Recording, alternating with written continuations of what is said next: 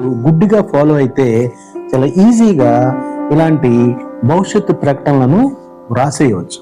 ఆ స్ట్రక్చర్ వచ్చేసి subject plus additional details plus verb. ముఖ్యం అనుకున్న వాటిని ఇచ్చాను, గమనించండి. ఒంగోలు జాతి, ఒంగోలు బ్రీడ్, జరగనున్నాయి, విల్ బి హెల్డ్, ఇదే వెర్బ్. దీని ఆధారంగా మిగిలినటువంటి పార్ట్స్ తెలుసుకుందాం. జాతీయ స్థాయి బల ప్రదర్శన మరియు పశు ప్రదర్శన అనేటటువంటి ఈ వాక్యాన్ని మొదటి వాక్యంగాను, ఒంగోలు జాతి ఎడ్లు అనేటటువంటి వాక్యాన్ని రెండో వాక్యంగాను రాయాలి.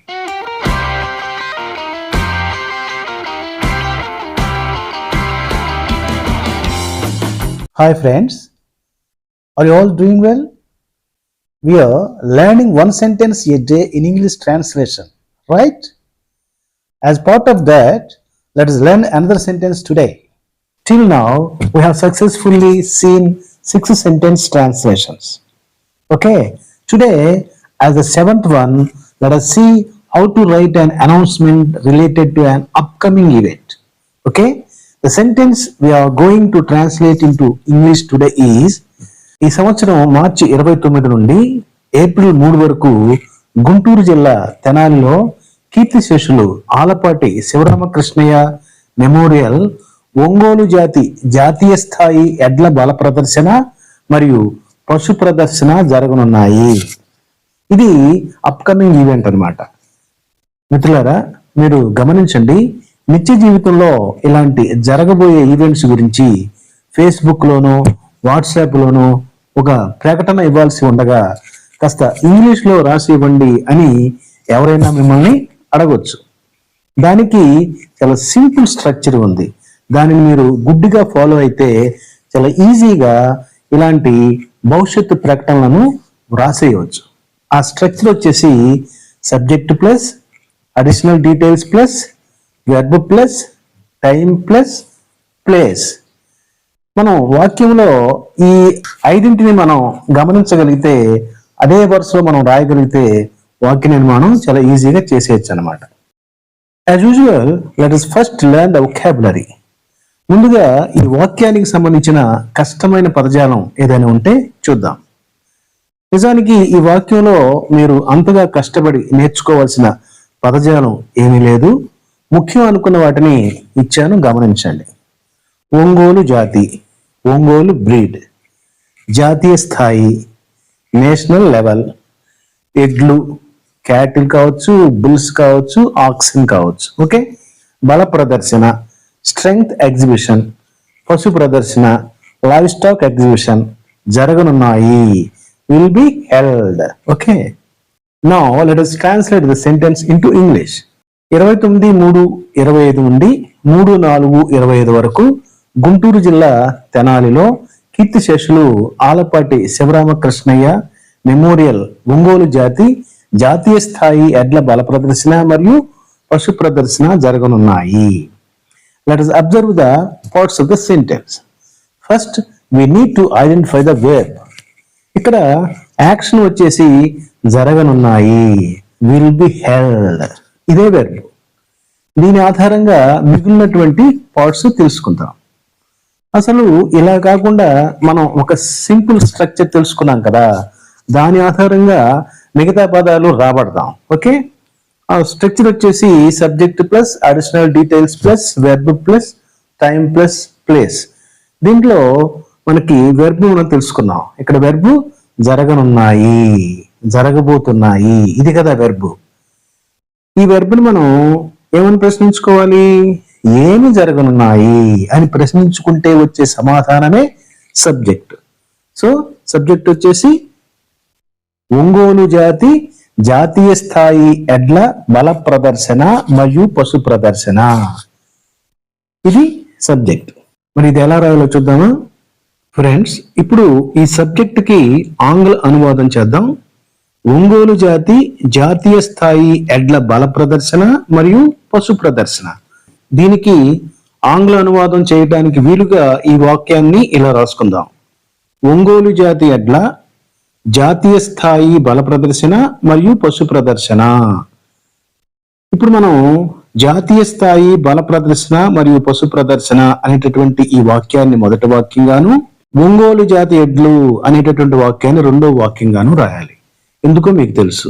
తెలుగు వాక్య నిర్మాణానికి ఇంగ్లీష్ వాక్య నిర్మాణానికి ఉన్న తేడా కారణంగా మనం ఈ రివర్స్ మంత్రం ఉపయోగిస్తున్నాం. ఓకే, ఇప్పుడు చూడండి, జాతీయ స్థాయి బల ప్రదర్శన మరియు పశు ప్రదర్శన. జాతీయ స్థాయి ద నేషనల్ లెవెల్, బల ప్రదర్శన స్ట్రెంగ్త్ ఎగ్జిబిషన్, మరియు అండ్ పశు ప్రదర్శన లైవ్ స్టాక్ ఎగ్జిబిషన్. దీనికి సంబంధించిన ఈ ఎగ్జిబిషన్ ఒంగోలు జాతి ఎడ్లకు సంబంధించినవి కాబట్టి ఆఫ్ అనేటటువంటి ప్రిపోజిషన్ రాయాలి. Of Ongole breed bulls. వాక్యం కంప్లీట్ అయిపోయింది. ఒకసారి మొత్తం వాక్యం చూద్దాం. The national level strength exhibition and live stock exhibition of Ongole breed bulls. Okay, ఇప్పుడు స్ట్రక్చర్ లో మనకి అదనపు సమాచారం, అడిషనల్ ఇన్ఫర్మేషన్ ఉంది కదా. అదేంటది? ఈ వాక్యంలో మనకి అడిషనల్ ఇన్ఫర్మేషన్ ఏది? కీర్తిశేషులు ఆలపాటి శివరామకృష్ణయ్య మెమోరియల్. ఇది చాలా తేలిక అనమాట రాయటం. దీనికి మనకు ఎలాంటి గ్రామర్ రూల్స్ అక్కర్లేదు. కీర్తిశేషులు అంటే లేట్ అంటాం ఇంగ్లీష్ లో, LAT లేట్. మెమోరియల్ అంటే స్మరణలో, జ్ఞాపకార్థంగా. In memory of, in memory of late Alapati Sivaramakrishnaiah. తెలుగులో మనం స్వర్గీయ అని మనం గౌరవంగా ఎలా మనం చెప్తామో, ఇక్కడ మనకి ఇంగ్లీష్ లో లేట్ అని చెప్పేసి అంటాం అన్నమాట. In memory of late Alapati Sivaramakrishnaiah. Verb already మనకు తెలిసిపోయింది కదా, విల్ బి హెల్డ్. ఇది ప్యాసివ్ వాయిస్ లో ఉన్నటువంటిది. విల్ బి హెల్డ్ అంటే be plus verb 3 passive voice. మీరు ఇంగ్లీష్ సంబంధించి మీరు ఇన్స్టెంట్ గా వెంటనే కొన్ని షార్ట్ కట్స్ మీరు గుర్తు పెట్టుకోవాలి. హ్యావ్ ప్లస్ వెర్బ్ 3 ఇది present perfect. Had plus verb 3 past perfect. Be plus verb 3 passive voice. ఇలా మీరు గుర్తు పెట్టుకుంటే వాక్య నిర్మాణాలు చాలా తేలిగ్గా ఉంటాయి. ఓకే, నెక్స్ట్ మన స్ట్రక్చర్ లో టైం, సమయము అంటే కేవలం టైం అంటే ఇక్కడ తేదీని కూడా మనం టైం అనే చెప్తాం. From March 29th 2025 to April 3rd 2025 ఇది టైం. ఓకే, ప్లేస్ వచ్చేసి in Tenali Guntur district. In Tenali Guntur district. Now let us see the full sentence based on the structure. Subject చెప్పడం ముందు, the national level strength exhibition and live stock exhibition of Ongole breed bulls. Additional details in memory of late Alapati Sivaramakrishnaiah. Web will be held. Time from March 29th 2025 to April 3rd 2025. Last one, place in Tenali Guntur district. Total గా ఇదే వాక్యం. Okay friends, ఇక్కడ మీకు grammar సంబంధించి ఒక doubt వచ్చి ఉండొచ్చు. దీన్ని మనం ప్యాసివ్ వాయిస్ లో ఎందుకు రాయాలి? ఈ వాక్య నిర్మాణం ప్యాసివ్ వాయిస్ లో ఎందుకు రాయబడింది? Why use will be held? Will be held అనే ప్యాసివ్ వాయిస్ నిర్మాణం కదా. దీన్ని ఎందుకు వాడామంటే the sentence is in the passive voice because the focus is on the event happening rather than who is organising it. Okay, ఇక్కడ ఎవరు organise చేస్తున్నారు అనే విషయం మనకి ప్రకటనలో లేదు. ఎందుకు లేదంటే నేను రాయలేదు, మరి వాక్యం పెద్దదైపోతుంది కాబట్టి. ఎప్పుడైతే మనకి ఆర్గనైజర్స్ గురించి మనకు తెలియదో దాన్ని మనం ప్యాసివ్ వాయిస్ నిర్మాణంలో రాస్తాం. అదే తెలుసుంటే యాక్టివ్ వాయిస్ లో రాసి ఉండేవాళ్ళం. ఓకే,